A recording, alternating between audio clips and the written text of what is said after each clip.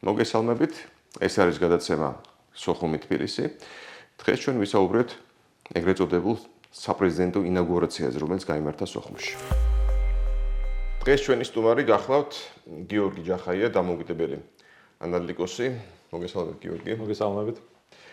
ჯერ შევახსენებ მაყურებელს, გადაცემა სოხუმი თბილისი გახლავთ აფხაზეთის საინფორმაციო ანალიტიკური ცენტრის პროექტი. ჩვენი ყურება შეიძლება TikTok-ზე, YouTube-ზე, Facebook-ზე, ყველა ამ პლატფორმაზე. გიორგი, შედგა ინაუგურაცია ეგრეთ წოდებული პრეზიდენტის, ახალი პრეზიდენტის გუმბასი და საინტერესო იყო რამდენიმე რაღაცით. ესწრებოდა მას მისი ყოფილი მეტოქეები, არძინდა, რომელიც იყო მისი მთავარი მეტოქე ამ არჩევნებში, ასე ბიარციცი და ძალიან აქტიურობდა, აი ამ დროს აქტიურობდა მთელი შეიძლება ითქვას სოხუმის მასშტაბით. კირიენკო, კურატორი აფხაზეთის კრემლის ადმინისტრაციიდან, კიდევ შეიძლება ითქვას. და მე ეს თქო გაიშალა, მთელი ეს სიუჟეტი გაიშალა, სხვა ინტრიგება, ერთ-ერთი ინტრიგა კიდე იყო ის, რომ არ ესვებოდა მას ანქვაბი, ყოფილი პრემიერ-მინისტრი, ძალიან გავლენიანი, მე მგონი, ჩემზე უკეთ იცი ეს ამბები, აფხაზური ამბები, თავისი ესე ვთქვათ, სერიოზული გავლენის სფეროებით აფხაზეთში. რა შეიძლება გამოვიტანოთ დასკვნები აქედან, რომ უცნაური ესრება ყოფილი მეტოქეები გუმბასი, როგორც არის არ ესრება ანქვაბი. არადანქვაბი დაახლოებული იყო პრინციპი ასე თუ ისე ბჟანიასთან, რა და ბჟანიას იდეაში ბჟანიას გამგზელებად ითვლება უფრო გუმბა. აი ეს ცოტა შეიძლება რთული შეკითხვა გამომივიდა, მაგრამ იმდენად რთული ესე ვთქვათ სქემა დავინახე პირად მე ეგრეთ წოდებულ ინაუგურაციაზე, რომ არ შეიძლება და სხვანაირად ამით ვერ დაგვეწყო ალბათ. კიდევ ერთხელ მოგესალმებით. ეს ინაუგურაცია ძალიან წააგავდა შოუს, რომელიც დამდგელი რეჟისორი იყო თვითონ სერგეი კირიენკო. საქმე იმაშია, რომ პირველი პირი აი ამ შოუს უნდა ყოფილიყო ბადრი გუმბა, მაგრამ სერგეი კირიენკო თავისი გამოსვლებით, თავისი სიტყვით გადაფარა ბადრი გუმბას გამოსვლა და ყველა საინფორმაციო აგენტო აფხაზეთში და რუსეთში აი ამ სიტყვებზე საუბრობდა. პირველ რიგში უნდა გავიხსენოთ, რომ სერგეი კირიენკო თქვა, რომ 92-93 წლებში აფხაზეთი პირველი წინამორბედება გაუწია ნეონაცისტებს. ესე გვეძახა სერგეი კირიენკო და უნდა გავახსენოთ მას, რომ იმენა აფხაზებმა ჩაატარეს აფხაზეთში ეთნიკური წმენდები და აფხაზეთის მოსახლეობის უმეტესი ნაწილი იყო განდევნილი საკუთარი სახლებიდან. და თვითონ ბადრი გუმბა იყო არჩეული იმ საარჩევნო კანონით, რომელიც არის აპარტეიდის კანონი. აფხაზეთის კონსტიტუციაში წერია ესეთი თავი, რომ აფხაზეთის პრეზიდენტად შეიძლება გახდეს ადამიანი, რომელიც არის ეთნიკურად აფხაზი. ეს არის სრული აპარტეიდია და ეს ნიშნავს, რომ აფხაზეთის მოსახლეობის უმეტესი ნაწილის წარმომადგენლები ვერ გახდებიან აფხაზეთის პრეზიდენტი. ერთი მოხდა ეთნიკური წმენდა ქართველების განდევნა და მე ახლა ამ კანონით, კონსტიტუციით ხო, ასე ვთქვათ, გარანტირებული ეს, რომ არ აფხაზი სიტყვაზე სომეხი ვერ გახდება ვერასოდეს. ვერც რუსი, ვერც ქართველი, ვერც სხვა დანარჩენი ეთნიკური ჯგუფები. სიტყვაზე გალელი ქართველი ხო, მაგალითად იდეაში. ხო, მაგრამ მე შეიძლება წავიდეს სხვა, ანუ ის აფხაზი, რომელიც გვარი მთავრდება იაზე, შეიძლება იყოს ბაშილები ახდეს. პროცენტები, რამდენი პროცენტის სისხლი აფხაზური არის, ამას დათვლიან. ეს არის სრული სიგიჟე, ფაშიზმი, ნაციზმი და გასაგები კირიენკოს ახლა საით მიყავდა ამ განცხადებით, მიანიშნა, რომ აფხაზებმა დაიცვეს თავი ბოროტი ქართველებისგან. მაგრამ რეჟისურას გავყვეთ, მოდი, რეჟისურა. ანუ ფიქრობ, მისი რეჟისურა იყო, არ დაესწრო ანქვაბი. ამ წინა პრეზიდენტი, ეგრეთ წოდებული ასლამჟანი იყო ნამდვილად ანქვაბის კლანიდან და ანქვაბი კი იყო ამ დროს პრემიერ-მინისტრი, მაგრამ პირველი პირი იყო აფხაზეთში. იმის მერე რაც ბჟანია გააგდეს ეგრეთ წოდებული პრეზიდენტობის სასახლიდან, ანქვაბის გავლენა აფხაზეთში შემცირდა, იმიტომ რომ თვითონ რუსების თვალებში მან უკვე დაკარგა თავის ძალაუფლება და მისცა აფხაზეთის ოპოზიციას საშუალება რომ მაგისი პრეზიდენტი გააგდონ სასახლიდან. საბოლოო ჯამში სავარაუდოდ უკვე იქ გავლენა ანკვაბის კლანი და არძიმბას კლანი შეიძლება და გუმბა პირდაპირ იქნება კრემლის დანიშნული. აი ესე შეიძლება დაალაგდეს ეს სქემა. გასაგები ანუ აღარ ჭირდებათ, მაგრამ რამდენად მარტივად მოხდება მოკვეთა ანკვაბის კლანის, ისე თქვა, ძალაუფლება. არა, მოკვეთა ვერ მოხდება, იმიტომ რომ ფესვგადგმულია როგორც მე ვიცი. ხო, ანუ იქ იყო მაგალითად ეკონომიკის მინისტრი კრისტინა ოზგან, რომელიც იყო პირდაპირ ანკვაბის კლანის დასმული და ის სავარაუდოდ ვერც მოხდება მომავალ ხელისუფლებაში, თავრობაში, იმიტომ რომ ის იყო ანკვაბის კლანის წარმომადგენელი და არ შეუშვება. ძალიან ბევრი გადალაგდება აფხაზეთში, სავარაუდოდ თვითონ მოსკოვიდან უკვე უკარ ნახებენ, ვინ უნდა იყოს მინისტრი ამა თუ იმ სამინისტროში, იმიტომ რომ რადგან რუსებმა გაიყვანეს ვადრ გუმბამ ამ პოსტზე, ისინი პირდაპირ უკარ ნახებენ რა უნდა შეასრულოს აფხაზეთში. კიდევ ერთი მომენტი გავუსწრებთ, ესე იგი, მას დაუჭირა მხარი ადგილობრივმა ეთნიკურმა, ესე ვთქვათ, სომხებმა დაუჭირეს მხარი ძალიან აქტიურად და ისინი ალბათ ორიენტირებულები არიან მოსკოვზე, ხო, შეიძლება ითქვას. პირველ რიგში სომხები ყოველთვის იყვნენ ორიენტირებული რუსეთზე, უფრო ასწავლდათ რუსეთთან ურთიერთობები. უბრალოდ რუსების კრემლის პოლიტექნოლოგიებმა ისე კარგად გაატამაშეს ეს თავისი საინფორმაციო ნარატივები, რომ აჩვენეს იკავურ სომხებს, რომ ადგურ არძიმბა არის პროტურკულად განწყობილი და თუ მას აერჩევენ, სომხეთს ელოდება ის, რაც მოხდა თურქეთში. ანუ ეს აჩვენეს და ხმამისეს მის წინამდე. ეხლა მოდის ადგილობრივი არჩევნები 6 აპრილს იქნება და იქ უკვე გამოჩნდება ვის მხარეს არის ის რომ ეთნიკური უმცირესობა სომხები. ისინი არ არიან უმცირესობაში. სხვადასხვა დათვლებით მაგათი რაოდენობა აფხაზეთში უტანასწორდება აფხაზებს. ზოგი დათვლებით უფრო მეტნი არიან ვიდრე აფხაზები. და აი ამ სქემაში მაგათი როლი არის უდიდესი, იმიტომ რომ ეგრეთ წოდებულ საპრეზიდენტო არჩევნებში მაგათი ხმები იყო გადამწყვეტი. კი ბატონო. აფხაზების უმეტესობა ხმამისცა არძიმბას, მაგრამ სომხების ხმებით გავიდა გუმბა. კაი, გავაჯობთ რეჟისურა. არძიმბა ესწრება ინაუგურაციას. და ისე ვიარსიციც. თუ ეს კირიენკოს რეჟისურაა, ალბათ ესეა. ნამდვილად რა არის ჩანაფიქრი? შემორიგება ამ ხალხის ინტეგრაცია თუ რამე სხვა? საქმე იმაშია, რომ როგორც კი მოხდა შედეგების დადება ეგრეთ წოდებული საპრეზიდენტო არჩევნებში, მეორე თუ მესამე დღეს დაიწყო რეპრესიები ოპოზიციის წინააღმდეგ. დაჭერები რუსეთის მხრიდან ინოაგენტებად გამოცხადება აფხაზეთის ოპოზიციის წარმომადგენლების ჟურნალისტების და აი ესეთი რეპრესიები ეგრევე წავიდა. ანუ დაანახეს ხალხს, რომ აი ის გაყოფა, რაც მოხდა წინასაარჩევნოდ, ეს გაგრძელდება. ეს არ მოიწონა თვითონ კრემლში და ამათ სურს, რომ დაანახოს აფხაზეთის მოსახლეობა, რომ შერიგება და ასე შემდეგ. რაც რეალურად ამ წუთას ძალიან რთულია და ძალიან დიდი დაპირისპირება თვითონ აფხაზებში, როგორც მანამდე არ ყოფილა წლების წინ. უბრალოდ თვითონ ამ არჩევნებში მოსკოვი ხარს უჭერდა იმ კანდიდატს, რომელიც იგებდა არჩევნებს. ამ შემთხვევაში ამ არჩევნებში რუსეთმა პირდაპირ თქვა, რომ ეს კანდიდატი უნდა მოიგოს და საბოლოო ჯამში მოაგებინეს. და აფხაზეთის მოსახლეობა ეგ მიიღო ძალიან მდრულად.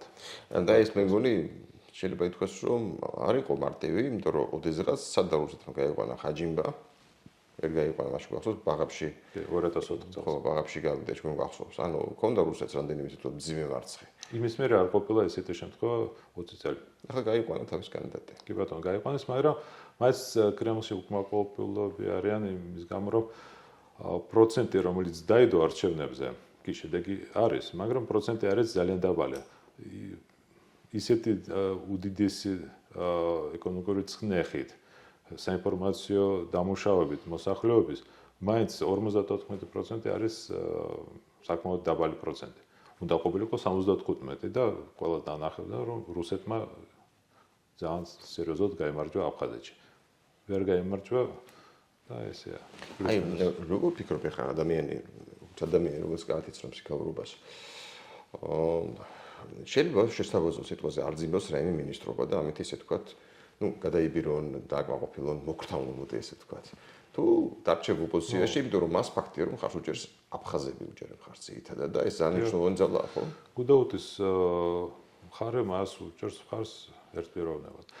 შეტევასება შეიძლება მოხდეს, რატომაც არა, მაგრამ უნდა გავიხსენოთ, რომ წინასაარჩევნოდ მას ჩაუკეთეს ყველანაირი შესასვლელი კრემლში. ის წინასაარჩევნოდ ჩავიდა მოსკოვში, უნდა რომ შეხვედრა ვინმეს კრემლში და არც ერთმა რუსეთის ჩინოვნიკმა არ მიიღო მას. ანუ ამას არც იმას უნდა და რაღაცა შეტევაზება, რომ ხარი დამიჭირე და რაღაცებზე თვალს დახუჭო.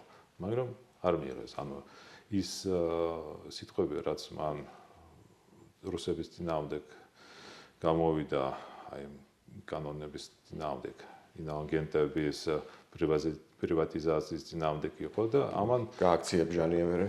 ხო, ერთი მხრივ ბჟანია გააქცია და მეორე მხრივ ამან გადაწყვიტა, რომ მაგასთან არ უნდა მოსკოვს და მაშინ როცა გუნბა მიიწვიეს ახლა 9 მაისს მიიწვიეს. გუნბა იყო ყველა საინფორმაციო გადაცემებში ყველგან ჩანდა პირველ არხზე გამოდიოდა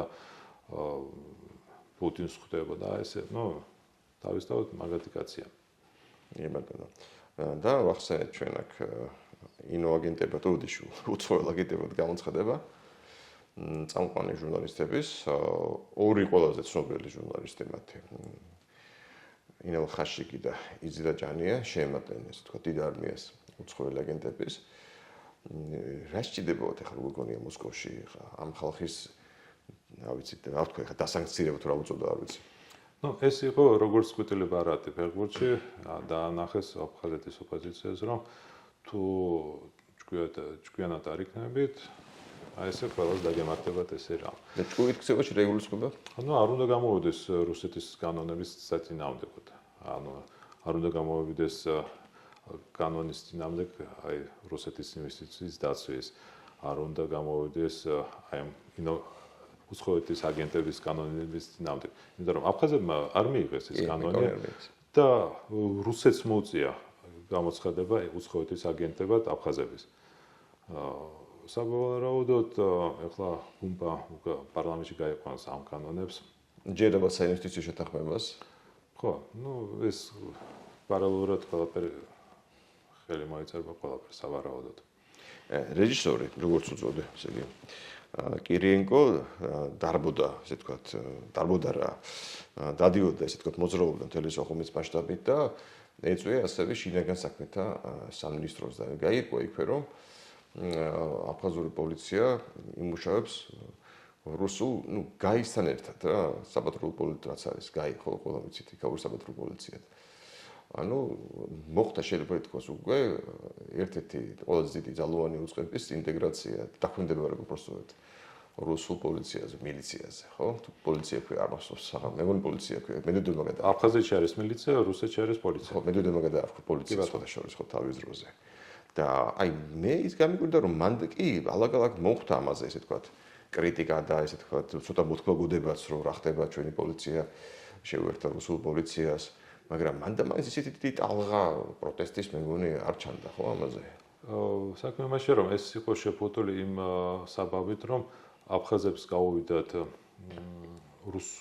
რუსეთში აფხაზური მართლის მოწმობით შესვლის უფლება კი და იმისათვის რომ იყოს რუსული მართლმსაჯულები იქ გახსნეს ის განყოფილება აი ამ გაიში ანუ ამ საბაბით მოხდა რეალურად შესვლა მაგრამ ეს მე რა გადაერქმევა ეს განყოფილება ძნელია თქმა სავარაუდოდ გააგრძელებენ მუშაობას საერთოდ აი ესეთი ბევრი რეპრესიები წავიდა აფხაზების წინააღმდეგ რუსეთის მხრიდან ერთ-ერთი იყო საუბარი რომ რადგან აფხაზები არიან რუსეთის მოქალაქეები კიდევაც იმისათვის რომ შევიდეს რუსეთის ტერიტორიაზე მაგათი პასპორტი კი არ უნდა გამოიყენო უნდა გამოიყენო რუსეთის პასპორტი ანუ ისეთი წესია რუსეთში რო შედიხარ თუ ხარ რუსეთის მოქალაქე ან ორმაგი მოქალაქე საზღვარზე უნდა წარადგინო რუსეთის პასპორტი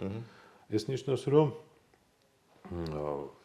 დღემდე შედიან აფხაზური პასპორტით მაგრამ ითქვა რომ ეს შეიძლება ამოქმედდეს და ამით რა ეს ნიშნავს რომ აფხაზური პასპორტი ვაფშე არაფერში არ დაჭირდებათ. თუ აბა რა ზრიქით შედიხარ? მარტო საქართველოში თუ ჩამოვლო აფხაზური პასპორტი. სხვაგან ამ პასპორტით ვერ ევლიო ვერც თურქეთში, ვერც სომხეთში, ვერც ბელორუსიაში. ჩავში ძალიან საინტერესო გამოდის რეალურად მარტო ჩაქჩო. თუ გადმოვიდნენ ხო? ასე აქტიური არ ყოფილა არც ერთი სხვა კრემლის კურატორი აფხაზეთში, როგორც ახლა არის კირიენკო. ეს ხო არ მიანიშნებს იმაზე რომ გადაწყვიტეს მოსკოვში რომ დადგა ესე ვთქვათ აფხაზეთის ფაქტობრივი ანექსიის დრო. აქ ცოტა სხვა მხრიდან უნდა შევხედოთ. კირიენკო არის სოხუმელი, სოხუმში გაზრდილი, იცის იქაური მენტალიტეტი, კარგად იცნობს იქაურ სიტუაციას და ის იქით მიუშვეს, იმიტომ რომ პირველი ცდილობა ის აფხაზეთში პრეზიდენტის შესვლის, ანუ დანიშნვის, გამოვიდა და ამას ახლა მიაბარემ ამ საქმეს.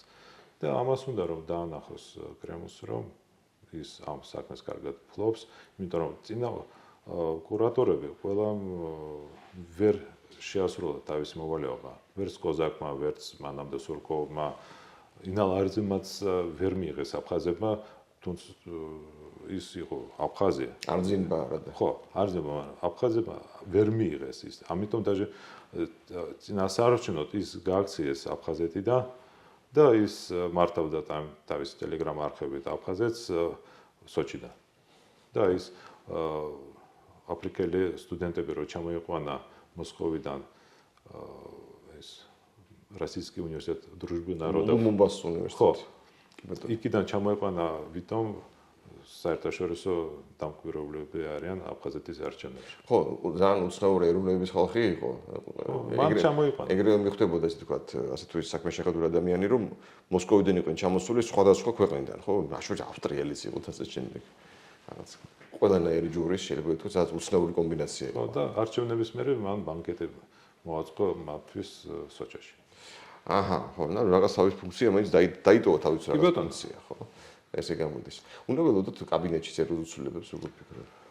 მინისტრის კაბინეტში. თავისთავად ბევრი რამ შეიძლება, ჯერჯერობით არ ჩანს რა სქემა იქნება, მაგრამ არ ვიცი, ჯერ არაფერი არ ჩანს, მაგრამ საუბრობენ რომ ინალ არძიმბა შეიძლება დაბრუნდეს ისევ აფხაზეთში. ნუ სადაც გაიყვანეს თავენ კანდიდატი პირდაპირ, რა თქმა უნდა. ლოგიკური იქნება ძალიან. ლოგიკური იქნება ძალიან, იმიტომ რომ მე ამ ეტაპზე რაც მე შეიძლება ვწდები მე მგონი ამ ეტაპზე ისე თქვათ გატეხეს რაღაცნაირად მათი პროტესტი, ხო, მარჩენების მეშვეობით. ასე ჩანს. და შებრუნდება, ოდესღაც ახლა ის კანონი, ის კანონები ის პარლამენტში და იქ ვნახოთ. და აი ამ კონტექსტში სწორედ ეს მომენტია საინტერესო, თუ დაითანხმეს იქამდე სიტუაციაზე არძიმბა რაღაცა მიუგდეს მინისტრობა და შეიყვანეს მინისტრთა კაბინეტში, ეყოლება პროტესტ სერიოზული ლიდერი, იმიტომ რომ ამ კაცმა დიდი როლი თამაშა ხო იმ პროტესტში. არიან კიდევ სხვა ოპოზიციის ლიდერები, მაგრამ ეს იყო ფიგურა, რომელიც და ფიგურა მეგონი თავისი ფინანსური რესურსითაც აშკარად. არაფული აქვს. და სხვათა შორის ამ პროცესთან დაკავშირებით რუსებმა ნახეს, რომ ამ პროცესში ხშირად არიან ახალგაზრდები. და ახალგაზრდები არიან აი აფხაზური სკოლებიდან და ამათ უნდათ რომ ეს ახლა აფხაზურ სკოლებში შემოიღონ ისეთი გაკვეთილები, რომელიც აი როგორც რუსეთში არის уроки разговоров о главном. ანუ სადაც აი პოლიტინფორმაციის გაკვეთილები იყო ჩვენ. პატრიოტიზმის გაკვეთილები. ხო, ანუ იქაც იქნება, სადაც აუხსნიან აფხაზებს რუსეთის პოლიტიკას აფხაზეთში. აჰა. აი ესეთი რაღაცა იგეგმება. გასაგებია. ნუ მოკლედ შეიძლება ითქვას იწყება მორიგი საინტერესო პერიოდი, ხო? წევლა ცნობილი ჩინური საინტერესო დროში გაცხოვრობდა. ნუ აფხაზებიც საინტერესო დროში ცხოვრობენ მუდმივად. და ბოლო კითხვა რა მაქვს, თუ როგორ ფიქრობ, თუ გუმბა ჩაამთავრებს თავის ვადას ბოლომდე. ამ ვადაში, ანუ მორჩილი კაცი კრემლის გასაგებია. ამ ვადაში რას უნდა ველოდოთ, რამდენად უფრო მოხდება ინტეგრაცია აფხაზეთის ანექსია რუსეთში? ინტეგრაცია იქნება რუსეთში ძალიან 100%-იანია, უფრო დაახლოვდება რუსეთი აფხაზეთს. ჩვენთვის სამწუხაროა, იმიტომ რომ აი ბოლო შანსი აი დაჭერის იყო ის პროტესტი, რაც იყო აფხაზეთში. თუ ამას მოტეხავენ, ძალიან დიდი შანსი არის, რომ აი დაახლოება აფხაზეთს და რუსეთს იქნება ისეთი, რომ აი რაც მოკავშირით შეიძლება შევიდეს რომელიღაც კავშირში ერთად ბელორუსთან და რუსეთთან ერთად.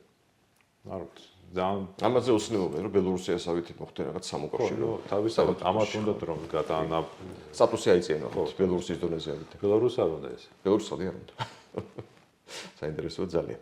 მადლობა გიორგი. მადლობა თქვენ. და მომავალშიც რა თქმა უნდა გელოდებით, იმიტომ რომ საინტერესო დროში ცხოვრობთ. ჩვენ ისევ დაბრუნდებით. მადლობა.